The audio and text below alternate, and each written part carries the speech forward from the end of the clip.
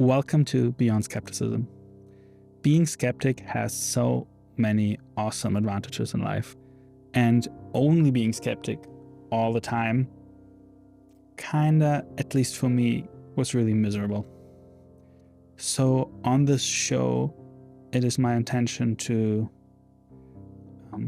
poke around with people who are a little bit not concrete, like speaking in metaphors, not being pinned down on something concrete. I want to poke them and I want to get something more concrete out of them. And at the same time, I'd love to open up the conversation with guests who are very scientifically minded, who are very grounded in like pure facts, and invite them to an exploration beyond that. I'm so happy that you're here. Have fun with this first episode.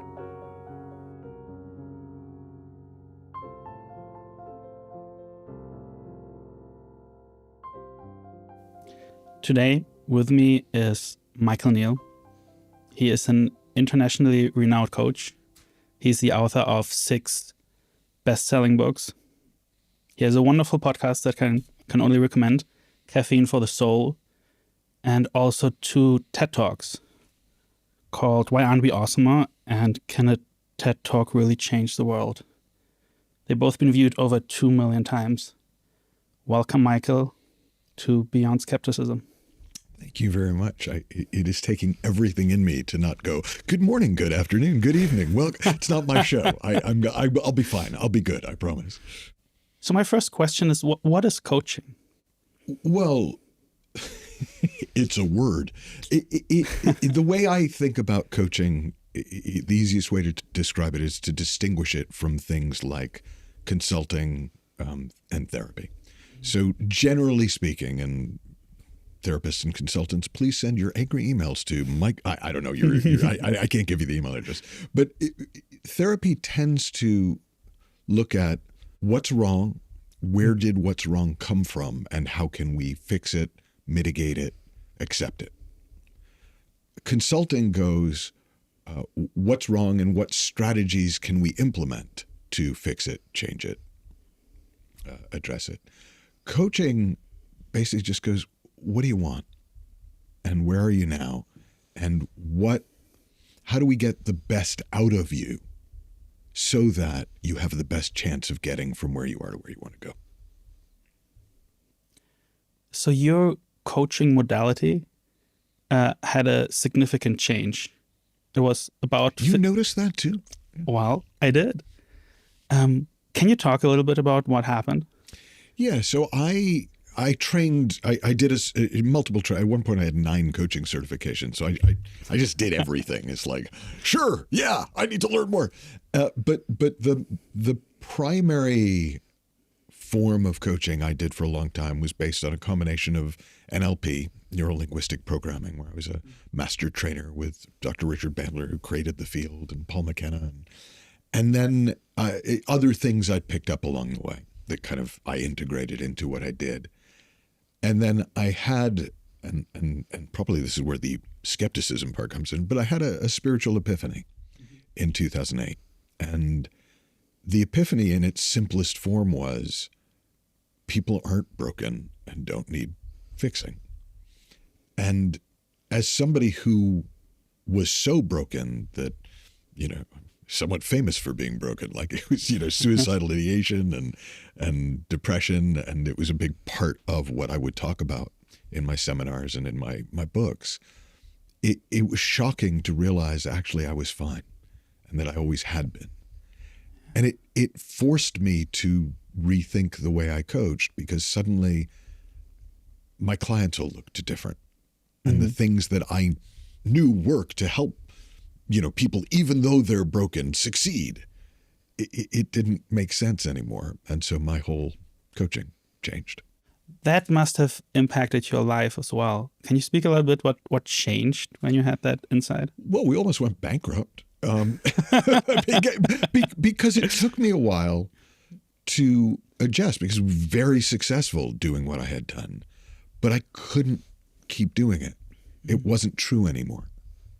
What used to feel so authentic, and I was 100% behind, it now had a tinny rattle.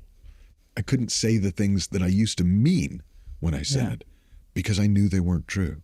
And so the adjustment really for me was from, I know what I'm doing and I feel great charging about it because I know the impact it has, to, I don't know what I'm doing and I don't know why people continue to tell me it's great. Like it got to a point where I actually jokingly, said to somebody I was working with, we should change the motto of the business to, you bring us your biggest goals and dreams and it will help you feel great about not achieving them. And it didn't sit with me. And then it really came to a crunch one day and I suddenly I'd brought in a guest teacher on one of the seminars I was running, and he was talking about coaching. And he said he considered his job to be to make sure that his clients had everything they needed to succeed. And I went, oh, well, I do that. And so that was it. It was like, oh, okay, my new job is just making sure people know how they work and how well they work and why it seems like they're not very good at some things and which things are skills that can be developed, which things are innate. And it suddenly got very simple and very fun because people were going much further in much less time. What used to take 3 months of client work takes 3 days. And it was like, oh, well, that's good.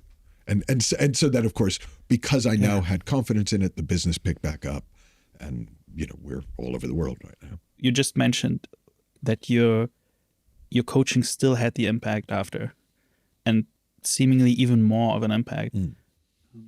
You just spoke about it being faster. Are there different changes to it? Yeah, more, and I don't use the word holistic in the way it's normally used, but I'm using it now in a literal way, holistic. Like people's entire lives were changing. So before, very effective. Somebody had a presentation to make, a sales pitch to make. They wanted to get better at sport, whatever it was. Very effective at helping them in that area. But suddenly their lives were getting better. It was, yes, they were getting better in the area they wanted to get better, but everything was changing. And that was really cool. Like, I'd love to have a more technical term for you, but it's exciting when you see the light come on in somebody's eyes and they start to get who they are and what they're capable of. It's like they find their mojo, and that translates across the board. They get in touch with sort of their inner sense of direction, and that makes a difference across the board. They get less needy, they get less self-conscious, and that translates across the board. Because when we're not in our heads, we're really good at life. We are made for it. And when we're in our heads, we do as best we can. Do you maybe have a story of a transformation, of a change of one of your clients? Yeah, I had immediately when you said that, it's one of the more dramatic ones to watch was, and I'll change a couple of details just to keep anonymity, but someone came to me. They owned a large chain of stores in America, and they were so stressed at work that the doctor said you can't keep going, and so he was going to sell the business at a huge loss because he just needed out. And his wife was somebody who listened at the time. I had a radio show, and she used to listen to my radio show and said, you should go see this guy before you do this, because there were millions of dollars on the table. And so he did. And in the space of the first day, he just calmed. I mean that's I don't even remember specifically what we talked about, but I could see him settle. When he came in for the second day, he was younger and handsomer. Like, it was just, I knew it was the same guy, but he looked so different and he talked different. And he was so different that I said, can you see if your wife will come out for the third day?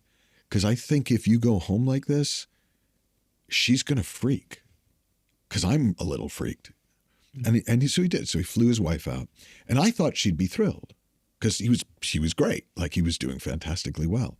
And she just had a go at him for an hour. Like she was like, well, have you been faking it? No. Well, are you going to take meds on the way home? Well, I mean, if I need to. Right now, I don't think I would need to. Because he had been on all these anxiety meds. And, well, are you still selling the business? Well, not at that price. But actually, you know, if we could get this kind of price, I would be interested in. And after about an hour, she was like, oh, this is real. And it didn't fit. Like, it didn't even fit for me that the change could be that kind of permanent in such a short space of time.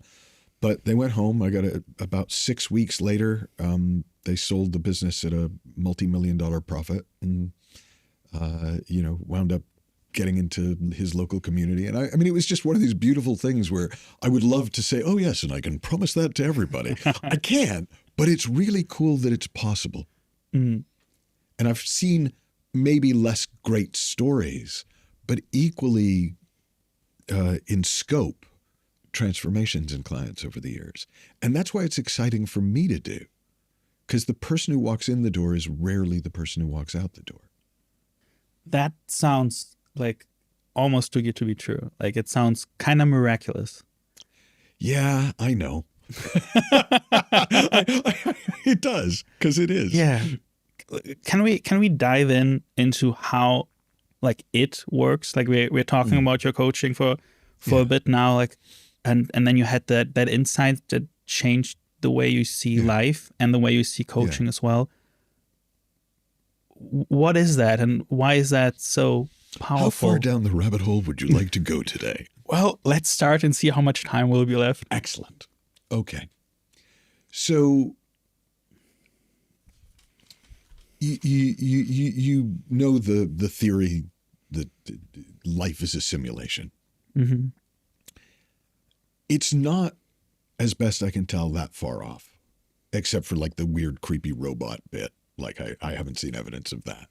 But we live in a thought-created simulation. In others, the physicist David Bohm said, thought creates our world, and then says, I didn't do it.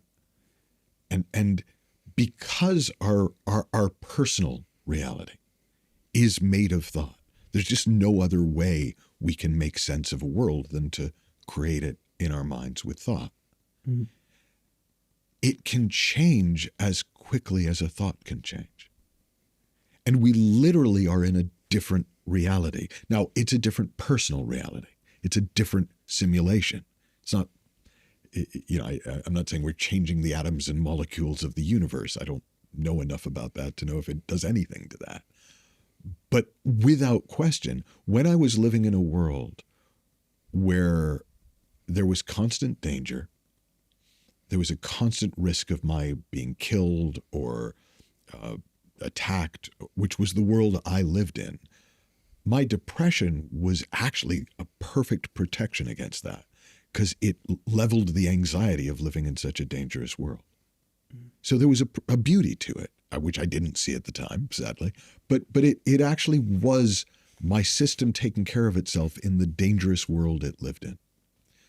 Well, after I saw what I saw, I didn't live in a dangerous world anymore. I lived in a world where there was danger, but occasionally, not a dangerous world. So my body didn't need to stay on alert.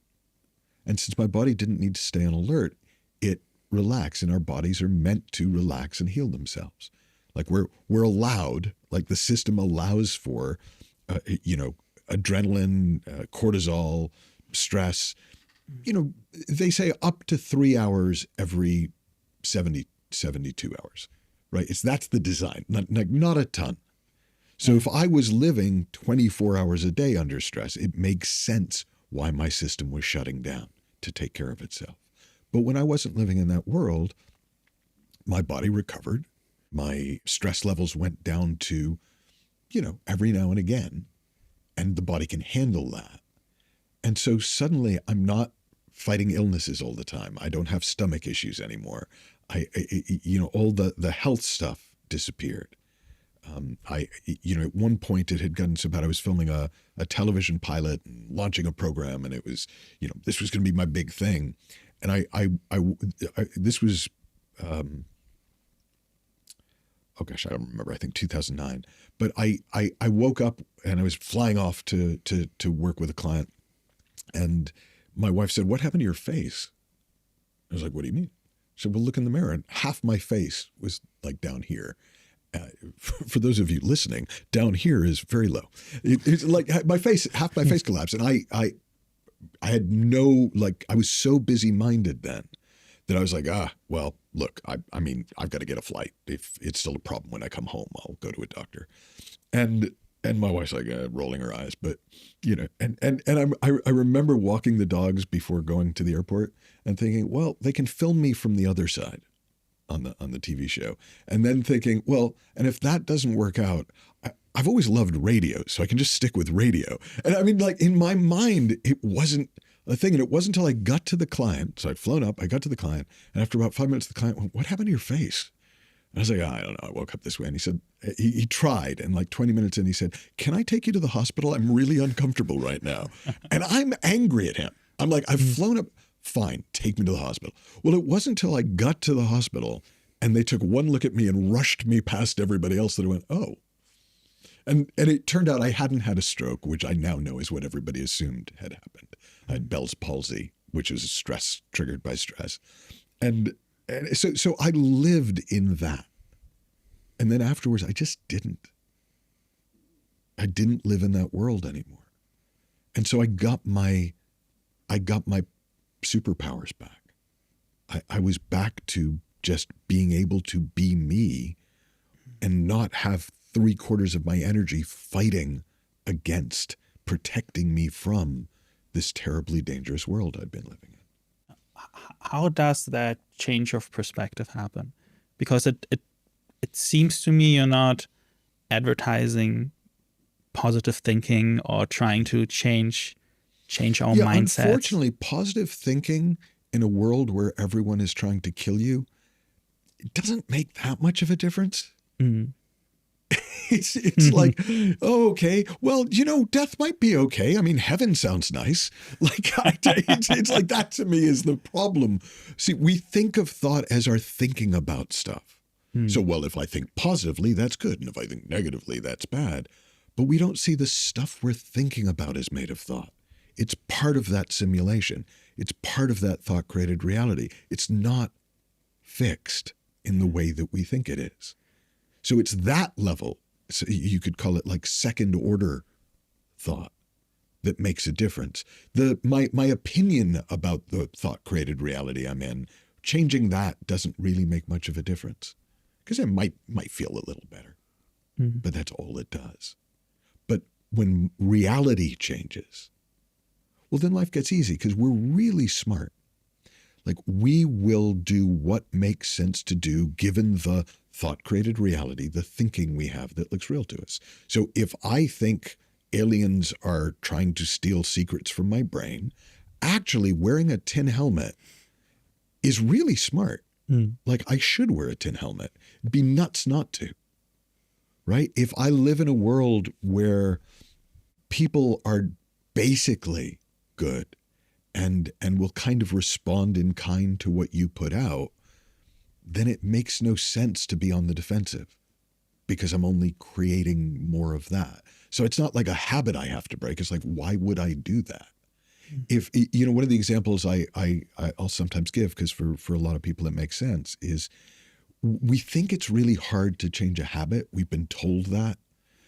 It is not hard to change a habit at all when the habit no longer makes any sense in our world.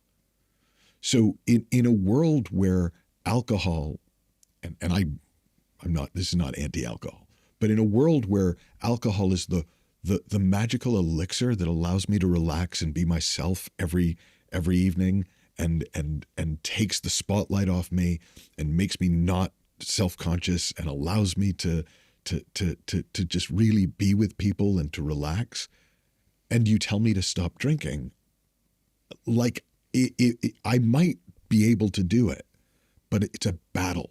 because fundamentally, you're asking me to give up one of the best things I've got in my life. Mm-hmm.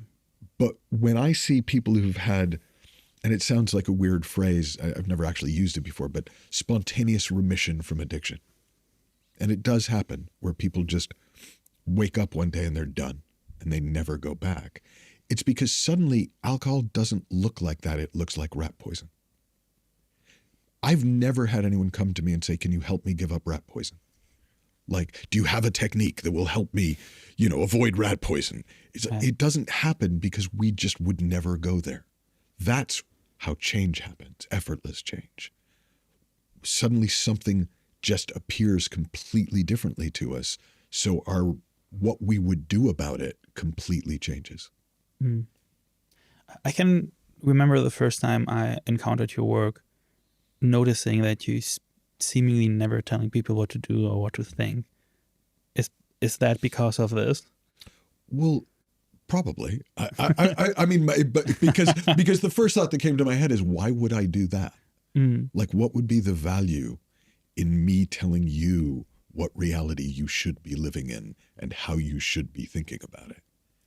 Well, supposedly, that new world you kind of discovered for yourself, where it was so much more easy and nice and flowy to live, wouldn't it make sense to point people there and maybe to tell them to see more of that? Well, if they want to, of course. And that's what I do. But I like the way you put it. I point them towards it and go, there's something really cool over there. Right. Do you want to come have a look? I'll come with you. If they don't want to, why would I drag them? So the reason they might not want to look there is, again, what you just described with the alcohol. It's because if it doesn't seem like a good idea for them, they won't do it. I'm oddly credible. And what I mean by that is people seem to know that I'm not selling anything. Like that I'm literally just saying. My first book became a bestseller in the UK because I got kind of attacked by a radio show host. And it was lovely. I mean, I can tell the story because it was on air. So Johnny Walker was drive time radio. I don't know if it was Radio 2, but he was one of the big radio show hosts in the UK. And when I was promoting my first book, it turned out I'd helped somebody in his family and I hadn't known they were related to him. And so he was very kind to me. Like he brought me in and he invited me to his home for, it was, and then the on-air light came on. And he said, right, my next guest is Michael Neill. He's another one of these shiny-toothed Americans over here to tell us what we should do with our lives. Michael, why should my listeners listen to a single word you have to say? And I just burst out laughing. And I said, Johnny, I'm not on a mission from God. Like, I've seen some really cool things that seem to help people, and if you'd like, I can share them. And if not, the didgeridoo player who was on before me was really good. I bet he'll do an encore. And he wound up keeping me on the whole show because we just had a lovely time talking. So that's the thing. Nobody needs to see this. Mm-hmm. But boy, when you see it, it changes your life for the better. So, it's up to you. So if there's this second grade thinking, is that what you call it? I called it second order thinking. I call it a lot of things, depending. Well, if there's like kind of more and more of just seemingly real things that we can discover actually are made of thought. What is real? Is there real? Is everything made up by our thinking? Well, all right. You can ask rabbit hole questions. You're going to get rabbit hole answers. In a way, so this is a metaphor, there are two realities happening simultaneously. What in most Eastern spiritual traditions would be called real is that which never comes and never goes. The unchanging reality, the spiritual reality, the formless reality. Anything that comes and goes, even if it takes 1,000 years, they talk about as the illusion, part of the dream of life. So there's our thought-created reality. But it's not like there's a right thought-created reality. The only real reality is the formless spiritual nature out of which everything comes. You know, in a way, you could sum up, my first book was called The Inside Out Revolution. And you can kind of sum it up by saying everything comes from nothing. All creativity, all new ideas, all progress, all change is made of the same nothingness.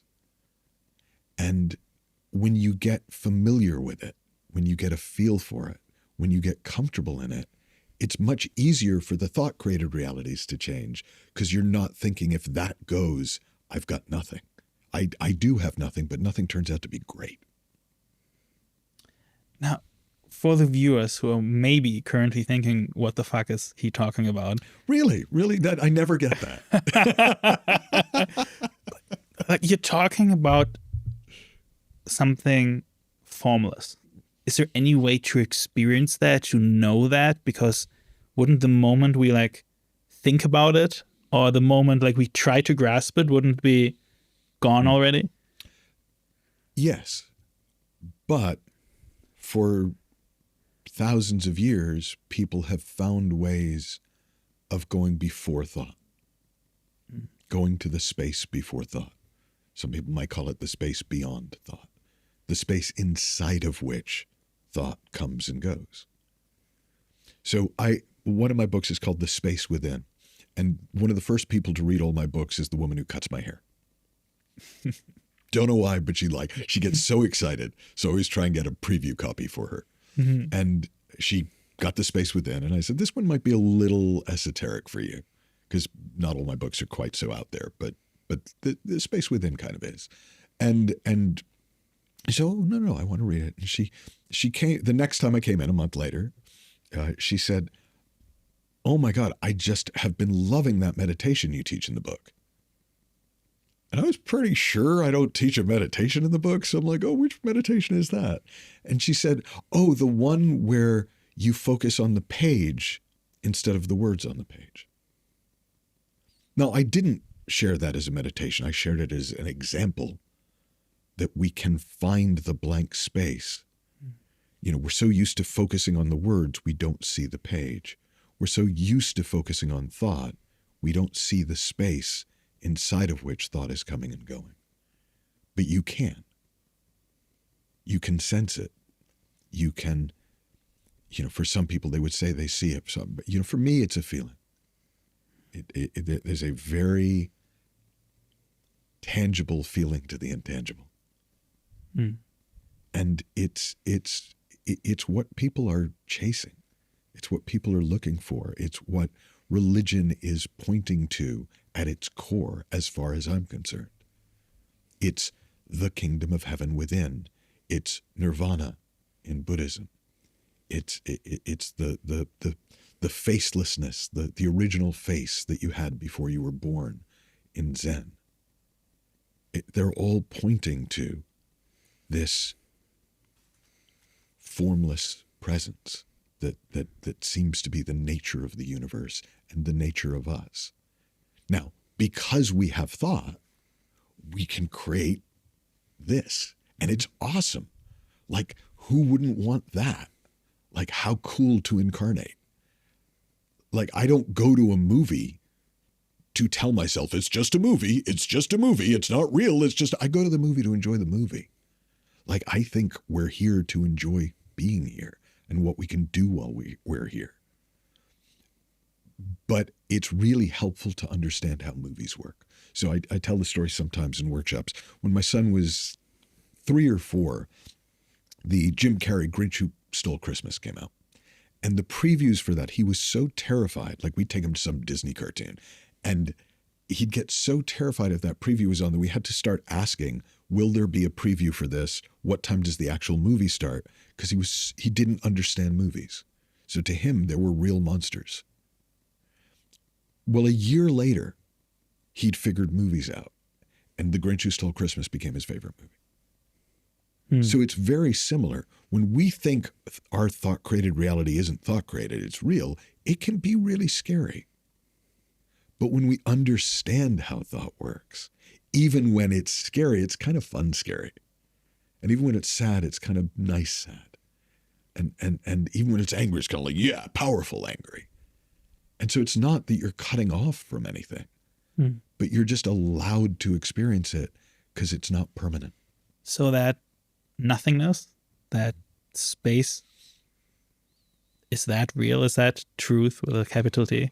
Well, it's real in the sense that I mentioned earlier. It has no beginning and no end. Mm-hmm. It's eternal in that it doesn't start and it doesn't finish. It's immortal in that it's not born and doesn't die. It's universal in that it is everywhere. What was that movie? Everything, Everywhere, All at Once. It's all that. And it's unbounded. Now, thought created reality, physical reality, material reality, bounded. But that's okay. That's this game. If physical reality is thought created,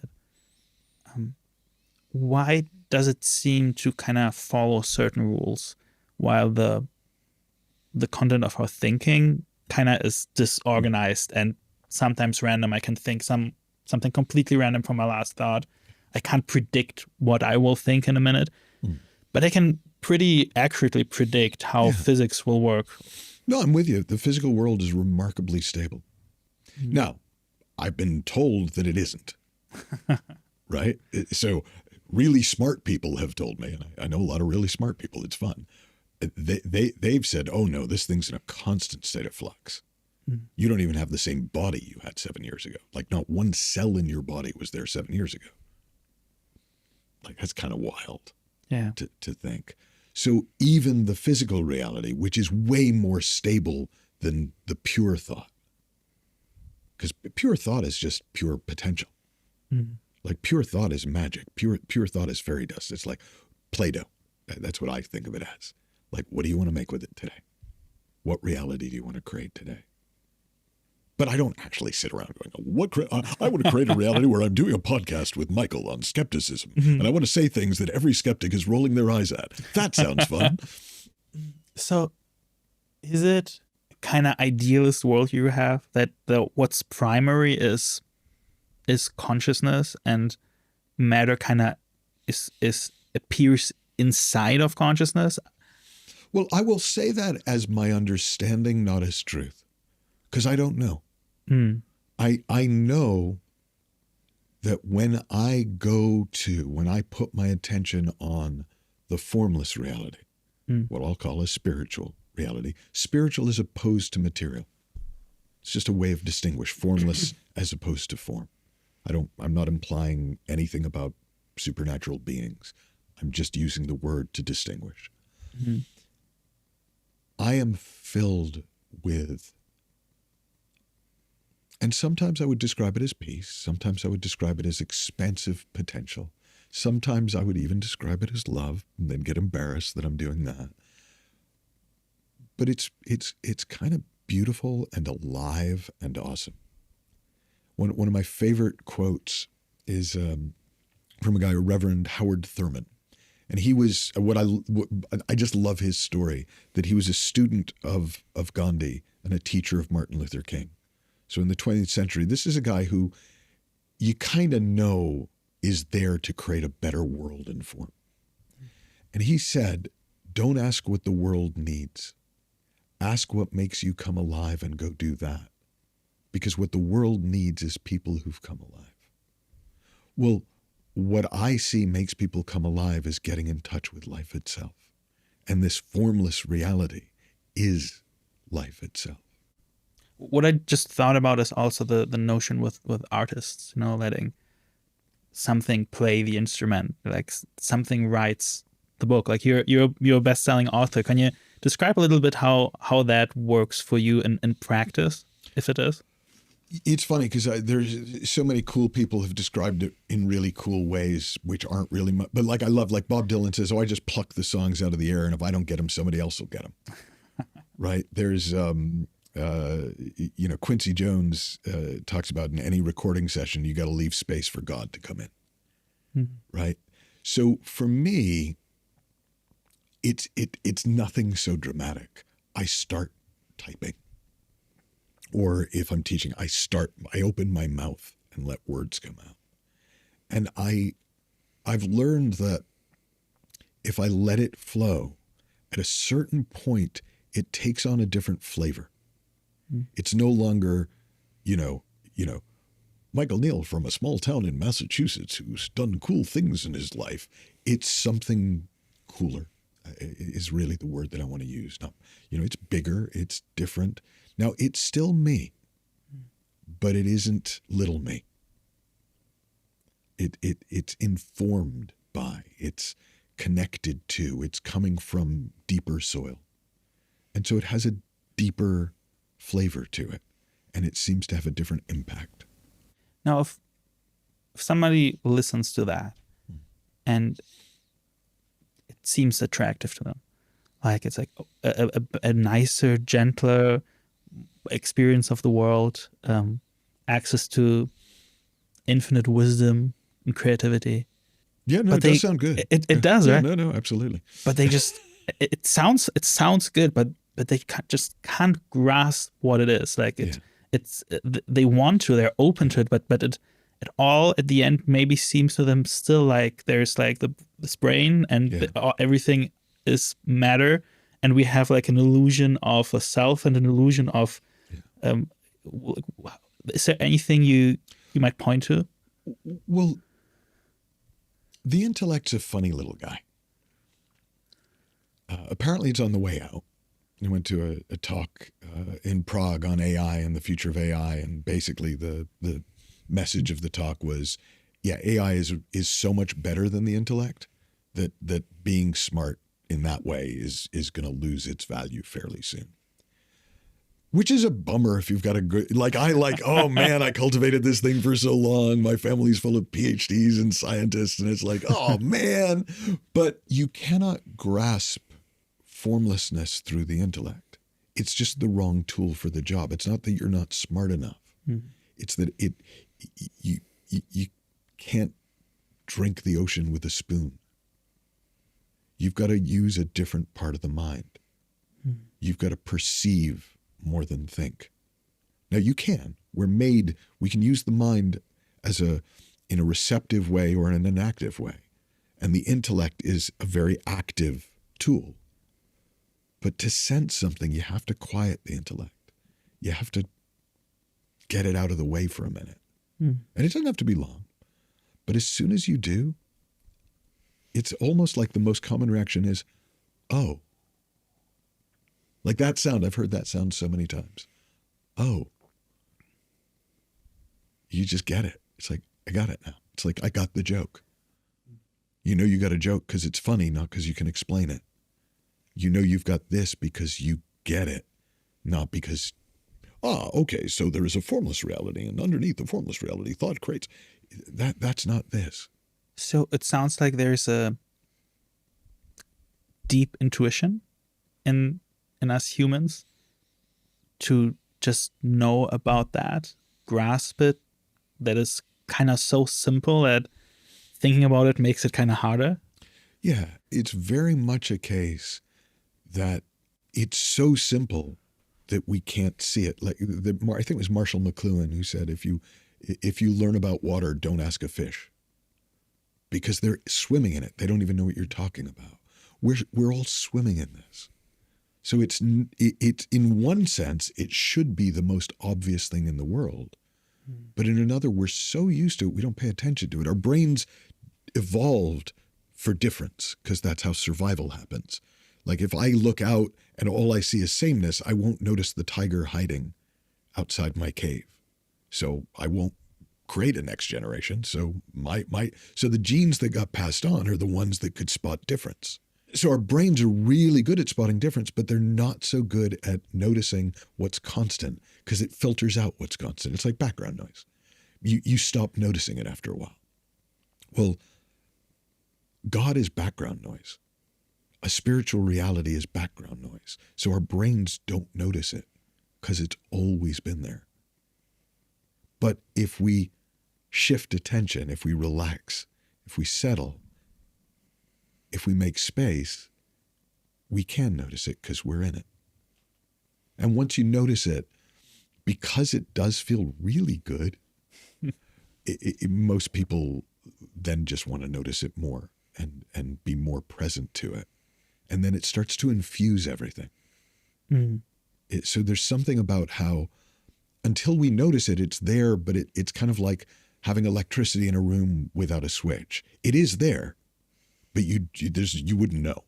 But when you flick the switch, suddenly it's like, oh, it's illuminating the lamp and it's powering the cameras and it's making the computers run and and it's like, oh, wow. Mm-hmm. When the same way, when we become present to this, when we notice how it's powering everything, animating life, it's really cool. Now, it was there before we noticed it, but it's cooler once we do. I want to press you on something. Oh, good. What's still a little bit puzzling to me is how we can experience that place when we're in it. Because wouldn't being in it mean it's kind of the context of where we are at that moment? How can it be then the content, the thing that we experience? Like how can it infuse that? So how much of your attention has been on the chair that's holding you up right now while we've been talking? Close to zero. Yeah, me too. And yet, the second I mention it, I'm more aware of my elbow resting on this and my butt resting on this and the texture of it and the feel of it. It's been there the whole time we've been talking, but we haven't noticed it. As soon as we shift our attention, it's not that it wasn't there till we noticed it, but for us it wasn't. So at that point, is it both content and context at the same time? There are a lot of sort of Zen koans and teaching questions like, can a mirror reflect itself? Which is kind of speaking to the same thing. Like if we are consciousness, can we really see consciousness? And I think those are actually tricks to make the intellect explode. I don't think they're meant to be answered. I think they're meant for you to try so hard to answer them that eventually your brain gives up. And when your brain gives up, you notice, oh, I'm swimming in it. So it is beyond intellect. It is. And it's not suggesting intellect doesn't have value, but this is beyond the intellect. So the intellect can't grasp it because the intellect is smaller than it. It kind of fits with the name of the show, Beyond Skepticism. So it would mean there's a fundamental truth that is beyond logical, intellectual grasping. And if it can't be grasped, it can't be, questioned. It can't be proven, probably. Is that correct? Because it is beyond the mechanics, beyond how proof works. In a sense. So here was my journey in going beyond skepticism, but because I was very intellectual, very skeptical of things like this. I wasn't angry about it, but I just didn't. I thought it was naive, and I was sort of NLP was the study of the structure of subjective experience. So I lived in a world where everything was subjective, where so the idea that there was even truth with a capital T was offensive to my intellect. It's like, oh, please, pat on the head. Until one day I went, oh, subjectivity is objectively true. If that can be true, I bet there are other things that are true. And so suddenly, instead of looking for the best story I could tell, the most useful lie, it was like, oh, if there is capital T truth, I want to know more about that. And just that shift in possibility and direction, of course, I started seeing different things because I was looking in a different direction. If we don't have a way to grasp that, how do we know? Is it the feeling? I used to do an exercise, don't do it so often now, where I'd ask people, are you there? Just at the end of each kind of session. And I didn't explain it. I didn't go into a long conversation. And usually when the first time I asked, if we had a group of, say, 50 people, maybe 4 would raise their hands. Okay. And then we'd talk more. We'd sit in the chair more. Mm-hmm. And I'd ask at the end of the next session, are you there? And now it'd be like 15, 20 hands. And I never did a group where by the end of the first day, everyone didn't have their hand up. So yeah, you can sense it. And it's just one of those things where it's so much easier to actually grasp than to think about. I wonder, what does all of that imply for, let's say, morality? Mm-hmm. Is there wrong behavior and right behavior? If there's a subjective reality we make up moment by moment, and the real truth is ungraspable. Yeah. Can we still pretend that there's pretend sounds like a big word here, like that there's like, this is good and this is bad, hurting somebody is just bad. And there's a verse, a chapter, I think it's, bizarrely, I do know it's chapter 38 in the Tao Te Ching. And and this will be misquoted, but it essentially says, when we lose touch with the Tao, which is this, when we lose touch with the way, the inner path, we get morality. When we lose touch with morality, we get ritual.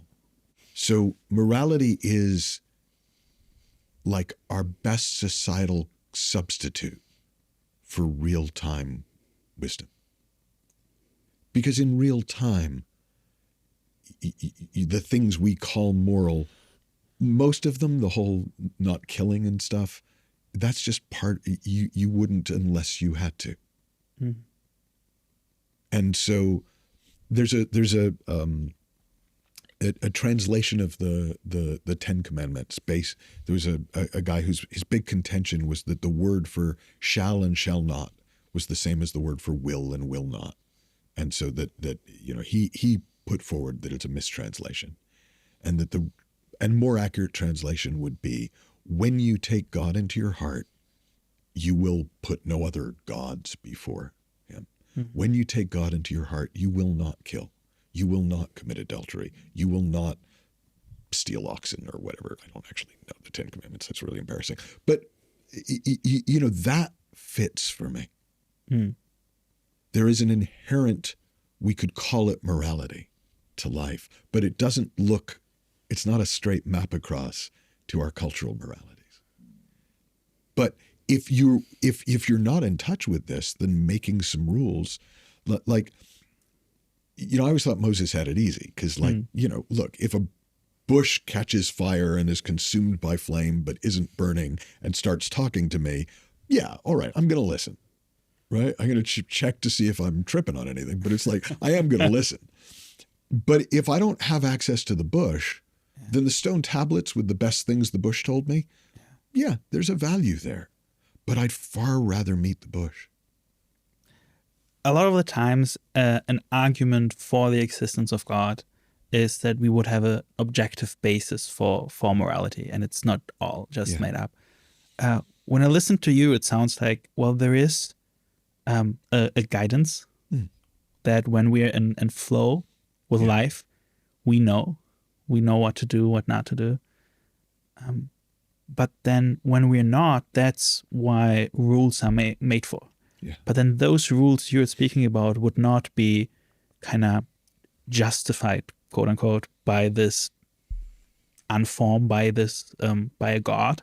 It would just be like something that is made up to make life easier, better, more comfortable, even when people are not in touch with themselves. I'm old enough to remember when you used to want to go on a trip, you'd get a map and you'd draw like the path on the map and you'd write down the turns. Okay. Now that was better than nothing. But when GPS came along and could just tell you what to do in real time, maps stopped being that useful. So morality is great until you have a basis for behavior beyond morality. And at that point, it still works, but it's not as helpful as the real-time directions that take into account traffic and take into account what's actually happening. And there is an educating process to faith for me. Like when I first got a GPS, I was trying to impress my father-in-law, and I was going to take him to the golf course, and he was like, "Well, I'll get a map." And he's like, "No. I have this new thing called GPS." And we wound up literally in a field of sheep. Like it just drove us. It wasn't very good yet.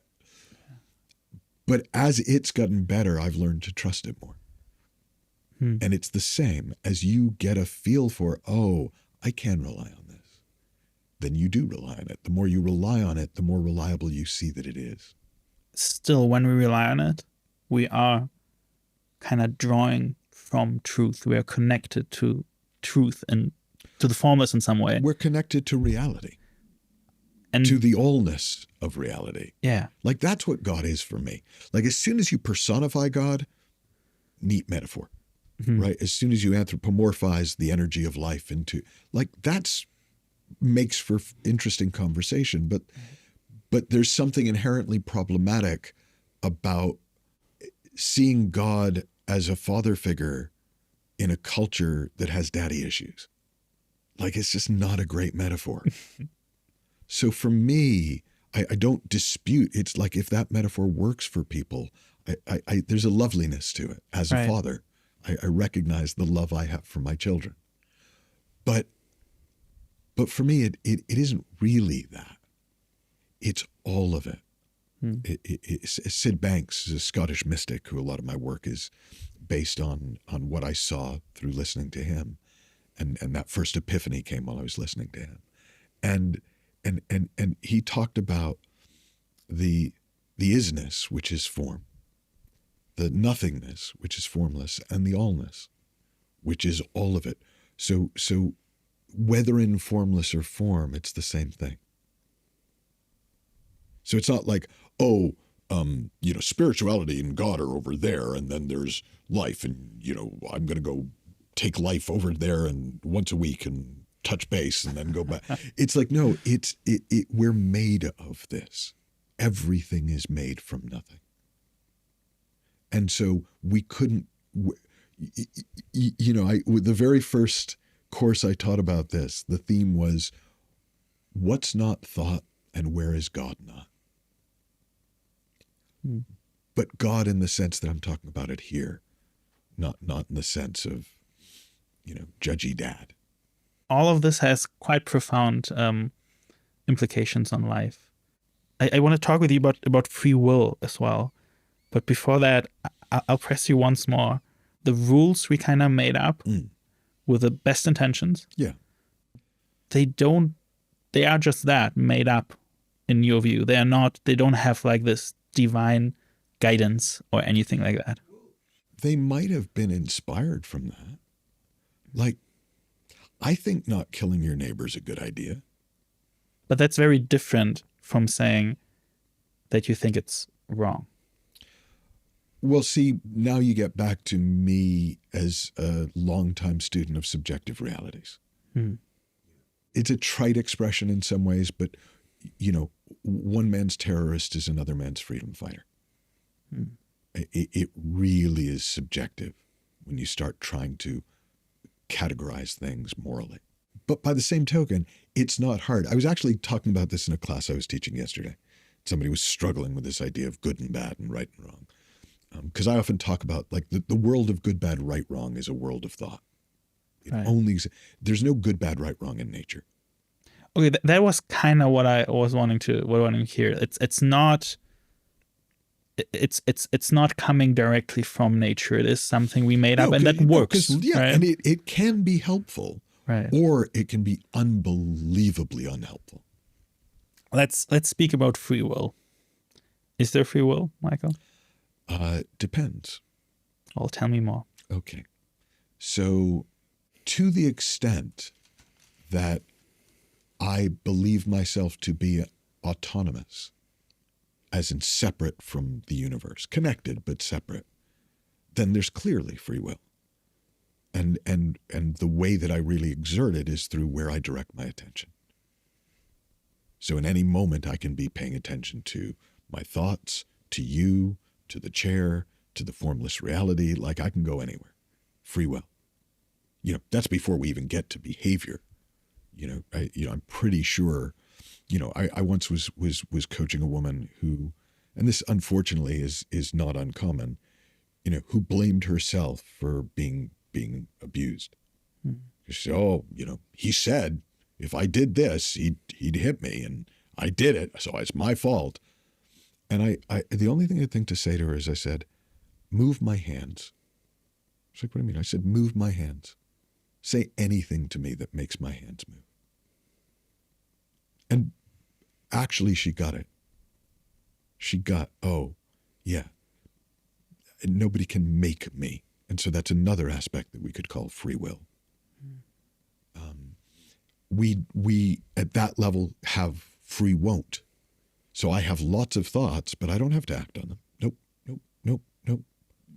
Whereas some people have so little recognition of thought that if they have the thought to hit somebody, they just hit them. There's no sense of choice. Even if we have this thought recognition, one argument against free will would be you can do what you will, but you can't will what you will. Well, let me actually, because I'm actually not really arguing for free will. I'm just laying out why it looks like we have free will. Mm-hmm. And at that level, we do, because to the extent that I believe I'm an autonomous being, of course I have free will. It's a silly question. But I don't choose what occurs to me. Right. So if it doesn't occur to me to focus on the spiritual reality versus the material reality, to focus on you versus my thinking, to choose this thought over that, I won't. And since I don't choose my thoughts and I don't choose what occurs to me, how can I have free will? Well, one argument could be I can choose the direction I'm looking. But only if it occurs to you to, and you don't choose what occurs to you. If it doesn't occur to you to change the direction you're looking, you won't. It's just common sense. Wouldn't it be possible that something occurs to us because we change direction where we look? Well, possibly, but we still didn't. If we hadn't, it Right. wouldn't. Right. But we couldn't have done it on purpose unless it occurred to us to do it. Now, we might have done it, but that's not an example of free will. Right. So are you arguing for, or are you pointing to an kind of illusion that kind of works for free will? I would say it like this now. Ask me again in 10 minutes. Let's see. In my thought-created reality, where I exist independent of life, as an independent entity, I'm my own little wave in the ocean, then I clearly have free will. But when I step outside my thought-created reality, I clearly don't, because I don't even have a separate existence. It would be like my what finger is this? My pointer finger, saying it has free will, right? See, I'm an independent finger. I get to do whatever I want. Well, it feels that way, but not really. And so it really does depend at what level you're looking at life from, whether or not. So at the level of thought-created realities, clearly we have free will. At the level of the singular energy of life manifesting in form, clearly we don't. So we don't, as we see ourselves like in form and age and etc., we don't really exist. This is made up by thought. So it sounds like you're trying to make it real where there's a right answer.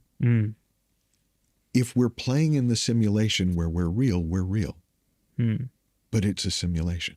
Sounds like it's a real illusion. Yeah, it's a real illusion. It's a real mirage.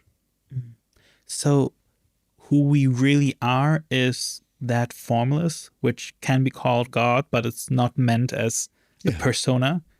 Now, does that... Yeah, I love the line, Sid had a line, God I am, but I'm not God. Mm, Right? It's like, it's not saying you are the master of the universe in that sense. right. It's just, you're made of life. And does this formless God or this formless energy, does that have free will? It has coherence. Mm. It seems to have intelligence in the sense that, acorns never become pine trees. Right? Like if there was no risk when my wife got pregnant that she was going to give birth to a squirrel. Like there is an underlying implicate order, is what David Bohm called it, to life. I like to think of it as an intelligence, but it's not like a freewheeling, okay, I'm going to make decisions kind of an intelligence. It's just there's a perfection to the way it works and compensates. And, even one of my favorite quotes from Richard Dawkins, who's one of the great skeptics of, that's been around in my lifetime, is, he quotes Einstein that, if by religious you mean a sense of awe for the intricate workings of the universe and a true respect for that, then in that sense I'm religious. And Dawkins says, look, in that sense I'm religious. Well, that is the only sense to me that I'm pointing to this in. It's just a sense of awe for how perfectly well made the universe is. And that includes us. Right. I would guess that what he makes of that and why he think that is then differs from what you make of it. I would too. Yeah. I mean, when you have him on, let's ask. Send me the link. You mentioned Sid Banks. You were impacted by his 3 principles when you had this change in modality we spoke earlier about. One thing I've just noticed is that didn't seem to be any definition, any clear those are the principles. Well, I don't think we've talked about principles till just now. Right. You brought them up. No, I mean from him, from Sid himself. Oh, well, that's not when he first started. So here's a short version of the story. Right. 9th grade educated Scottish welder, not interested in this kind of stuff particularly. He has an epiphany. He's on a retreat with his wife, a marriage retreat. So they're trying to kind of save their marriage. And the retreat is one of those ones from the 70s where the way you save your marriage is by yelling at each other and telling each other everything that's wrong. And they kind of got, this is not good. So they kind of skipped out on the classes and they got talking to a guy, and Sid and this guy were chatting, and he was a psychologist, the guy he was talking to. Mm. And they were talking about insecurity. Sid was, oh, I'm so insecure. And the guy said to him, you're not insecure, Sid. You just think you are. Mm. And Sid got hit in the face with it. Mm. There's an expression I like for insight, this kind of realization that it's like being punched in the face by the fist of God. Right? And he said to the guy, do you know what you just said? And the guy said, I'm a psychologist. Of course I know what it is. But what Sid heard was, there's no insecurity. It's all thought. There's no thing. It's not a character trait. Without thought, insecurity couldn't exist. And it opened him up. He said for 3 days and 3 nights, like just the world came into him. The wisdom of the ages came into him. And then later in the week, he had what we would consider by most a kensho or an enlightenment experience, where white light and buzzing and cool shit that I've never seen, but sounds great. Well, after that, he had such a change, and he carried on working at the mill, but people didn't recognize him. Like literally, people would go, "Hey, you're in Scotty's locker," and oh, it's you, because there was something different about him. And there came a point like 9 months later where he went, I've got to share this with people. Like it had settled in enough. Mm-hmm. And so his first idea was he would spread it through religion. And there were like 2 churches on the island where he lived. And he didn't like the minister, the Protestant church, so he went to the Catholic church because he figured, I'll just tell the priest, and he'll tell the bishop will tell the cardinal will tell the pope will tell the world, peace in our time. It didn't work out. So he just kept looking for, how do I share this with people? And eventually he got that, psychologists are actually good people to share this. But in order to share it in psychology, it needed more form.